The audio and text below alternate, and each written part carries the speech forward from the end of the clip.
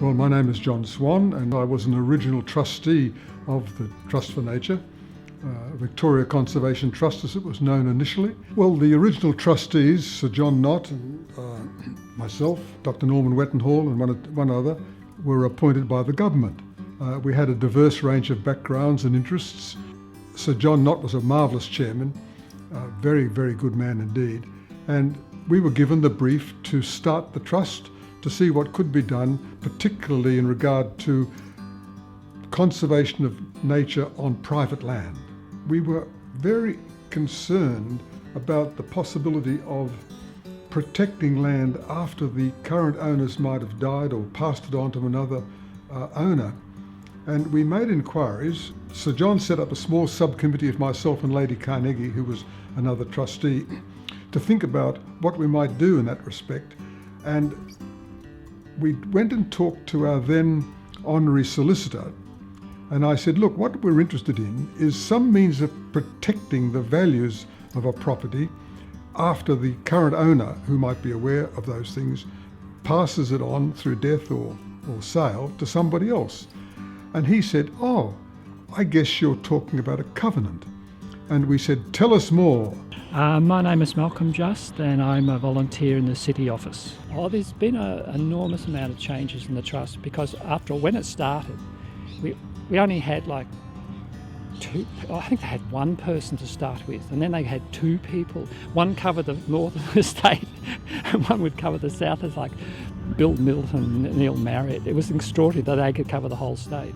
Now, since that's happened, there's divided into water catchment regions, and then they started like part-time, and then they would work 1 or 2 days, 3 or 4 days, and then eventually get to a week.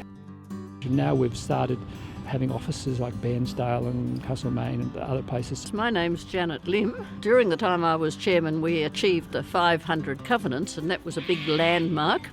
But that was really not my achievement. That was the achievement of the wonderful staff we have out in the regions all over Victoria.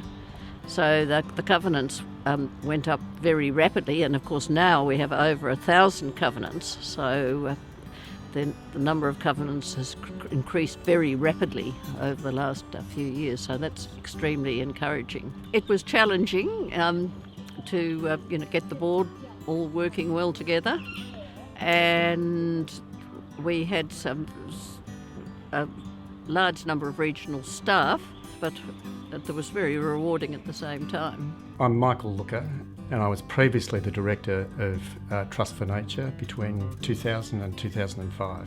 A very special time for me at Trust for Nature was when we stepped out to acquire Ned's Corner Station. It was a very large property, it was a very difficult negotiation to get through, and the achievement of acquiring that land, I think, was one of the best things that we ever did when I was there. And so I'm really very proud of the fact, that we were able to achieve that outcome for the organisation. I think the Trust has an ongoing responsibility to keep thinking about these problems, to think always about new strategies, new techniques that might be useful in encouraging people to work towards the preservation of our original species of native plants and animals, and to cope with problems as they arise, as they will. So I think the Trust for Nature will always have a job to do, will always have a responsibility to the government and to the people of Victoria, and I think up to now they've done it very well.